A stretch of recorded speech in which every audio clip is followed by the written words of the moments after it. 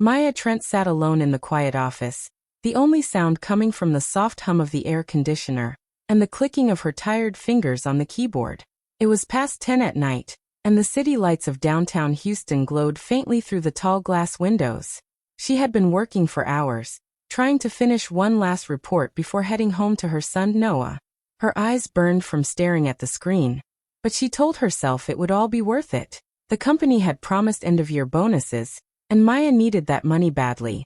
To pay rent, fix Noah's broken tablet, and maybe buy him the sneakers he kept talking about. She smiled faintly at the thought, already planning how to stretch every dollar. Then she heard it. Laughter, faint but clear, coming from the executive conference room down the hall. Jason Cole's deep voice echoed first, followed by the familiar giggle of Elena, Maya's coworker.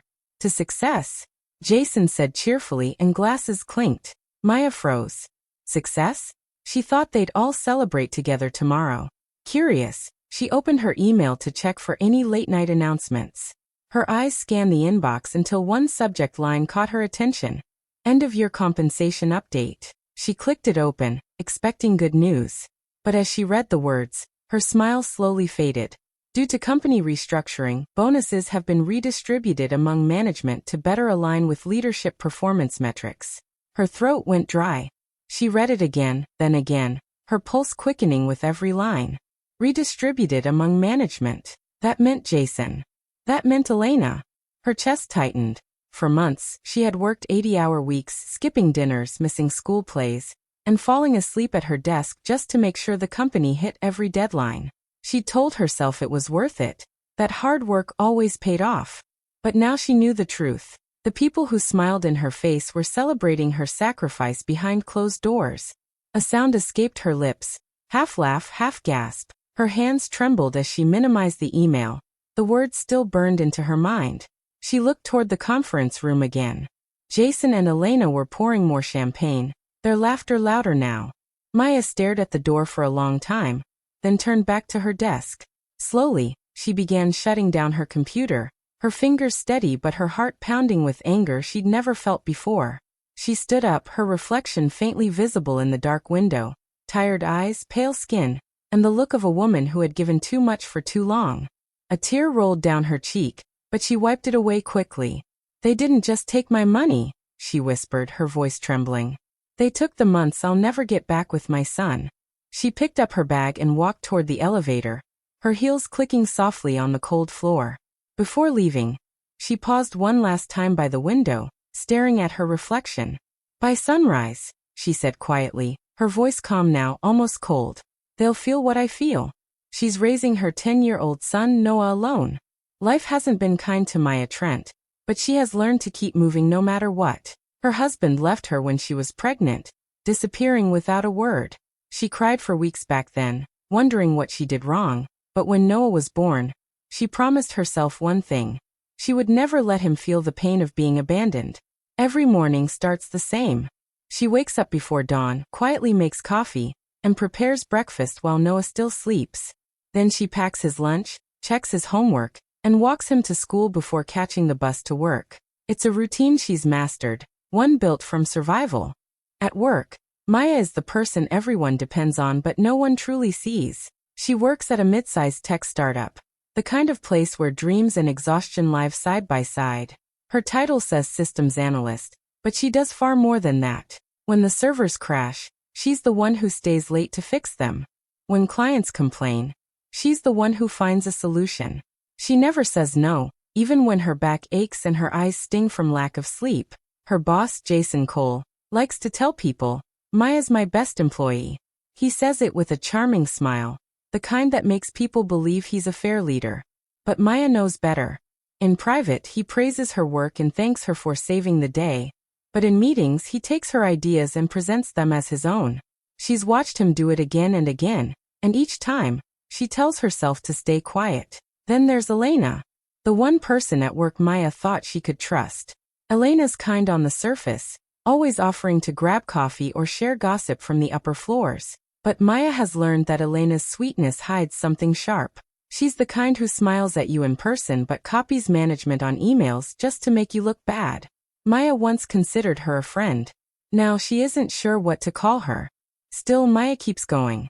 She tells herself that hard work matters, that if she just pushes a little harder, someone will finally notice. Her mind often drifts back to one night 2 years ago, the night she almost broke from exhaustion. The company's biggest client had threatened to pull out over a technical issue no one could solve. Maya worked through 2 nights straight, surviving on coffee and determination, rewriting an entire program to save the contract. She remembers her hands shaking on the keyboard, her eyes red, her body screaming for rest. But she finished it. She saved the deal. The next week, Jason walked into the office with a wide grin. The company announced that the client had renewed for 3 more years. Everyone clapped when Jason received a special bonus and a leadership award for his efforts. Maya stood in the back, smiling faintly, her heart aching. Jason met her eyes and mouthed, "Thank you," before walking up to shake hands with the CEO. That night, when she finally got home, she tucked Noah into bed and cried quietly in the kitchen. Not because she wanted the money, but because she realized how invisible she truly was. Maya's life has always been about quiet endurance. She doesn't complain. She doesn't make scenes. When the rent is late, she finds a way. When Noah gets sick, she works from home between washing dishes and folding laundry.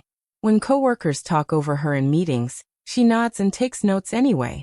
Her mantra has always been simple: work hard enough, and one day they'll notice. But as she stood in the dark office that night, reading the email that said her bonus had been taken, something inside her cracked. She thought about the long nights she spent at her desk, the dinners she missed with Noah, the holidays she worked through so the company wouldn't fall apart. She thought about how Jason always said she was part of the team, but never invited her to the real table. She thought about how Elena always said, "We're like sisters," but was now laughing with Jason in the executive room, drinking champagne bought with money Maya had earned. For the first time in years, Maya stopped believing in hard work. She sat in her car later that night, gripping the steering wheel, feeling something new, not just sadness, but a deep, burning anger. That was the moment she understood. No one was ever going to notice her. Not unless she made them. At home, midnight. The house was silent except for the steady ticking of the wall clock. Maya sat at the kitchen table, her laptop open in front of her, surrounded by a pile of unpaid bills. The dim light above her head cast shadows on her tired face. Her coffee had gone cold hours ago, but she didn't care. She was too angry to sleep, too hurt to rest. Her eyes stared blankly at the numbers on her screen. Rent was due in a week. Noah needed new school shoes. The car needed fixing again. She rubbed her temples and let out a shaky breath. That bonus was supposed to help her catch up. It was supposed to make all the long nights worth it. But they took it, Jason and Elena, laughing like nothing had happened. Her fingers hovered over the keyboard. On her screen was the company's internal system, the one she had helped build from scratch. She still had full access, even though only a few people in the company knew how deep her permissions went. For years, she'd been the one keeping the system clean, fixing problems no one else could handle. Now she opened the finance folder. At first, she just wanted to understand how Jason had justified taking her bonus. Maybe there was a reason. Maybe it was all just a mistake. But what she saw made her heart pound. There were multiple hidden transfers, small amounts at first, then larger ones. The destination? A personal account under Jason Cole's name. The transactions were labeled as departmental bonuses and client reimbursements. Her hand froze on the mouse. She clicked through another file, then another, her breathing quickening. There were fake expense reports, ghost accounts, and records of Jason moving company funds for months, possibly years. Maya pushed her chair back, covering her mouth with her hand. "Oh my God," she whispered. Her stomach turned. The man who had stolen her hard work wasn't just greedy, he was a criminal. She sat there for a long time, staring at the proof. Her mind raced. If she reported this, she would be dragged into it too. She had access to the system. They might blame her. She could lose her job. Worse, she could lose everything she had worked for. But staying silent meant letting him win again. It meant watching another man in power get away with destroying people like her. People who did the real work, who gave everything and got nothing back. Her hands trembled as she whispered to herself, "What am I supposed to do?" She looked at the photo on the fridge. Noah smiling wide, holding his school project. He deserved a better world. A mother who didn't let people walk over her. Something in her shifted. The fear began to fade, replaced by something stronger, determination. Maya straightened in her chair and looked back at the glowing screen. Her voice was quiet but steady. I built this system, she said. I can dismantle it. She started working quickly, her fingers moving with purpose. She downloaded every file that proved Jason's theft, the fake bonuses, the hidden accounts, the falsified reports. Then she encrypted the company's financial data, locking it with a code only she knew. Finally, she created a trail, one that would lead straight to Jason, showing every illegal move he'd made. If he tried to cover his tracks, the system would expose him automatically. By the time she finished, the clock read 3:47 a.m. Maya sat back, exhausted but calm. The kitchen light flickered softly above her. She looked once more at Noah's picture, then at the dark screen. Jason Cole thought she was invisible. By morning, he would learn just how wrong he was. Everyone's cheerful about team success. The office is full of laughter, fresh coffee, and chatter the next morning. People crowd around Jason's office door, congratulating him for the company's big achievement. Balloons hang near the break room, and someone even brought cupcakes. Maya walks in quietly, holding her laptop bag. She forces a small smile when a coworker waves, but inside, she feels nothing but emptiness. Jason stands near the front, giving one of his usual speeches. This success, he says loudly, belongs to all of us. Teamwork, dedication, and leadership. That's what keeps this company strong. People clap and cheer. Maya claps too, but her eyes are cold. She watches him, the man who stole her work, her time, her peace. And now she knows her company's money too. He meets her eyes for a second, smiling confidently like he owns the world. She smiles back faintly, a mask hiding the storm inside her. When the speech ends, everyone gathers for photos. Jason puts his arm around Elena for a picture, and Maya turns away, walking back to her desk. She sits down, opens her laptop, and stares at the team group chat, full of fake jokes and shallow "we did it" messages. Her fingers hover for a moment, then she clicks leave group. A small box pops up. Are you sure you want to leave this chat? Maya presses yes. It feels like cutting a cord she's been tangled in for years. No more pretending. No more smiling while others take credit. Later, she drives Noah to school. He sits quietly in the passenger seat, playing with his backpack strap. The morning sun glows through the windshield, but Maya's mind is somewhere else, replaying the files she found last night, wondering what will happen next. At the drop-off lane, Noah looks up at her. "Mom," he says softly. "Are you okay?" Maya forces a smile and brushes his hair back. "I will be," she says. He nods, trusting her completely, then hops out of the car and waves before running toward the school gate. She watches him until he disappears inside, then exhales, gripping the steering wheel. For a moment, her chest tightens. What if she's doing something dangerous? What if this plan backfires and she loses everything? As she drives to work, memories come rushing back. Her father's tired face at the dinner table years ago. He had stood up against corruption at his factory and was fired for it. She remembers her mother crying when the bills piled up, her father's silence, the way their family fell apart. She promised herself back then that she would never risk everything like he did, that she would stay quiet, keep her head down and survive. But silence hasn't protected her. It's only kept her small. When she arrives at the office, Elena greets her with a too-sweet smile. "Morning, Maya," she says. "You're quiet today. Late night?" Maya just nods. Something like that. But Elena's sharp eyes study her. She senses something different. Later that day, Maya notices Elena hovering near her desk, pretending to look for a document. She glances at Maya's computer screen, then quickly turns away when Maya looks up. Maya's heart beats faster. She knows Elena is snooping, and that could ruin everything. She keeps her expression calm, pretending not to notice. Around noon, Jason storms out of his office, face red with anger. "Who moved the finance files from the main server?" he shouts. Everyone turns to look. Maya freezes, but then calmly swivels her chair to face him. "Is something wrong?" she asks, her voice steady. "Some files are missing," he snaps. "Important ones. If someone made a mistake, I need to know now." She tilts her head slightly. "I haven't touched anything, Jason. Maybe it's a system error." You know these things happen sometimes. He glares at her, trying to read her face, but she's practiced at hiding emotion. Run a diagnostic, he says finally. I want it fixed by end of day. Of course, she replies, typing quickly, her hands steady even as her pulse races. For the rest of the day, tension fills the air. Jason paces his office, calling the IT team, barking orders. Elena watches Maya closely, pretending to be busy but clearly suspicious. Maya keeps her head down, acting calm. Inside, her thoughts spin. If they dig too deep, they might find what she's done. By evening, the office begins to empty. Maya packs up slowly, double-checking that no one's looking. As she steps into the elevator, her phone buzzes in her hand. A text message from an unknown number flashes on the screen. You're not the only one watching him. Maya's breath catches. Her heart skips. She looks around the quiet lobby. The security guard nods, half asleep at his desk. The hallways are empty. She reads the message again. Someone else knows. But who?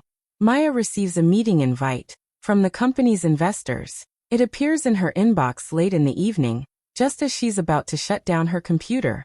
The subject line reads, Confidential, Urgent Meeting, Financial Review.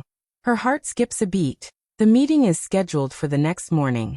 She stares at the screen, unsure what to think. Did they discover what she did? Or did someone report Jason? Her mind races through all the files she downloaded, the encrypted data, the trail she left behind. She had been careful, but maybe not careful enough. The next morning, the office feels tense. People whisper in small groups, and Jason's office door is closed. Maya tries to stay calm, working quietly at her desk. She doesn't notice Elena watching her from across the room until their eyes meet. Elena quickly looks away, pretending to type something. Around noon, Jason suddenly calls everyone for a short announcement. His tone is sharp, his smile forced. We've been asked to meet with the investors tomorrow, he says. They have a few concerns about financial reports. Nothing major.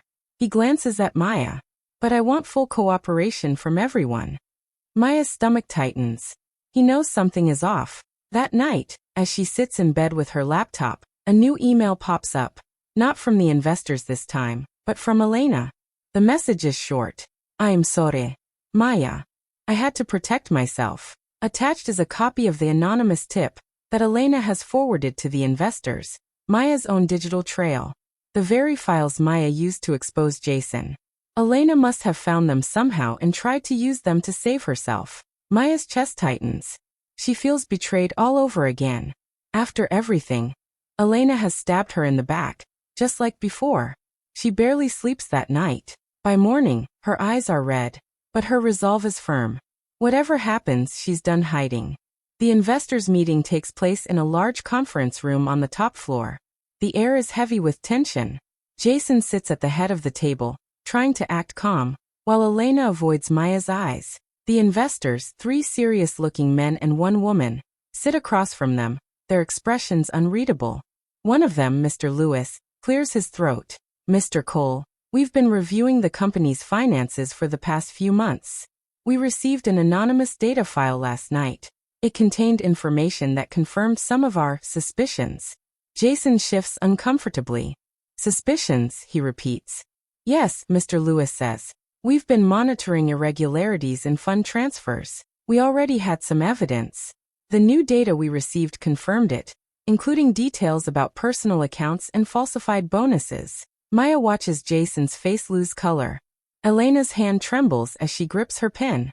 Mr. Lewis continues. We verified the source of the data. It came from within the system, and it matches your login records, Mr. Cole. Jason's voice rises. That's impossible. Someone's framing me. He slams his hand on the table. Who gave you that data? The investors exchange glances but say nothing. Jason turns sharply toward Maya. You, he growls, standing. You think you can ruin me? Maya meets his glare, her heart pounding but her voice steady. You did that yourself, Jason. For a moment, no one moves. The silence feels heavy. Then Mr. Lewis stands. Mr. Cole, the evidence is clear. We've already contacted the authorities. As if on cue, 2 security officers walk in, followed by 2 police officers in plain clothes. Jason's face twists with rage. "You can't do this," he shouts, but his voice cracks. The officers step forward, reading him his rights. Elena gasps, standing up suddenly. "Wait, I didn't know. Mr. Lewis turns to her. "Miss Rivera, we reviewed your email logs. You tampered with internal data and tried to delete system files after sending the tip. You're terminated, effective immediately." Elena's eyes widen in horror. She looks at Maya, her mouth opening like she wants to explain, but Maya just looks back silently. Jason glares at her as the officers handcuff him. "You think you've won?" he hisses. Maya doesn't answer. She just watches as they lead him out, his angry voice echoing down the hall until it fades. The room is quiet again. Elena stands frozen, tears in her eyes, until security escorts her out too. Maya sits down slowly, feeling her hands tremble. She should feel proud, relieved, but instead, she feels a strange mix of sadness and shock. Months of anger, fear, and sleepless nights have led to this moment, and it doesn't feel like victory. It feels like release. One of the investors nods at her. "You did the right thing," he says quietly. She gives a faint smile. "I hope so," she whispers. When she steps outside, the evening air hits her face. The sky is painted with orange light, fading into night. She closes her eyes and takes a deep breath, feeling the cool wind brush her skin. Her hands are still shaking, half from fear, half from freedom. For the first time in a long while, Maya walks away without looking back. Show Maya reclaiming her life and agency. A week later, Jason's fraud case is all over the news. His picture flashes on TV screens, with bold headlines about embezzlement and corporate theft. Everyone at the company is talking about it. Some people act shocked. Others pretend they never liked him.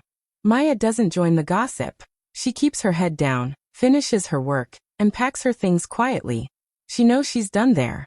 When she gets home that evening, her phone rings. The caller introduces himself as the head of a rival tech company. "Maya Trent," the man says politely.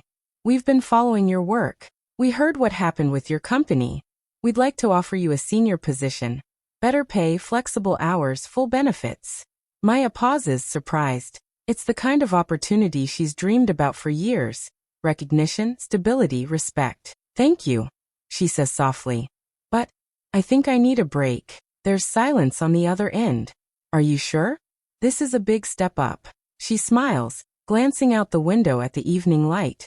"I'm sure. For once. I just want to rest." After she hangs up, she feels something she hasn't felt in years, peace. Not the tired kind that comes from giving up, but the calm that comes when you finally stop fighting the wrong battles. That night, she cooks dinner with Noah. They laugh as they burn the first batch of pancakes, and he covers hers with too much syrup. When he looks up at her and says, "You're smiling more now," she just laughs. Later, they sit on the couch, watching a movie, but Maya barely pays attention. Her thoughts drift to everything that's happened. The long nights, the betrayal, the anger. For so long, she believed that survival was enough. But now she knows there's more to life than just getting through it. Early the next morning, Noah wakes her up. "Mom," he says excitedly, "come see the sunrise." She follows him to the small balcony outside their apartment. The city is still quiet, and the sky is painted in shades of pink and gold. Maya wraps her arms around herself as she watches the light spread. Noah looks up at her with a sleepy grin. "You look happy," he says. Maya smiles down at him. "I am," she says softly. "For the first time, I didn't just survive something. I ended it." They stand there for a long moment, watching the sun rise higher, washing away the darkness of the night. After Noah goes back inside, Maya opens her laptop one last time. The company's system, the one she built, the one that almost destroyed her, now runs clean. Every corrupt file is gone, every trace of Jason's lies erased. It's like wiping away the last shadow of who she used to be. She closes the laptop gently and exhales. For the first time in a long while, she isn't thinking about deadlines or debts. She's thinking about herself, about living, not just surviving.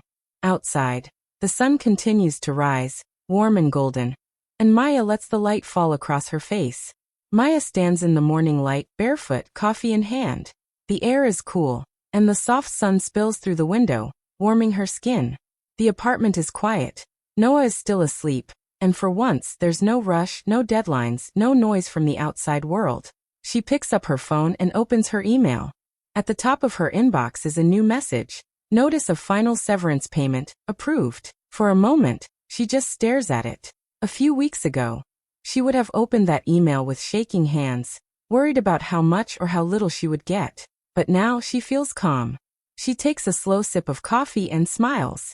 It's not the money that matters, it's what it means. She walked away on her own terms. She didn't beg, didn't break, didn't stay silent anymore. She took back her power.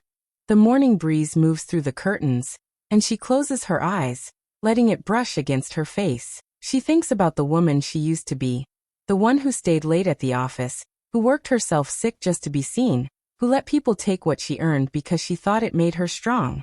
That woman is gone. Maya walks to her desk and opens her laptop one last time. She looks at the clean system she built, the one no one can use against her anymore.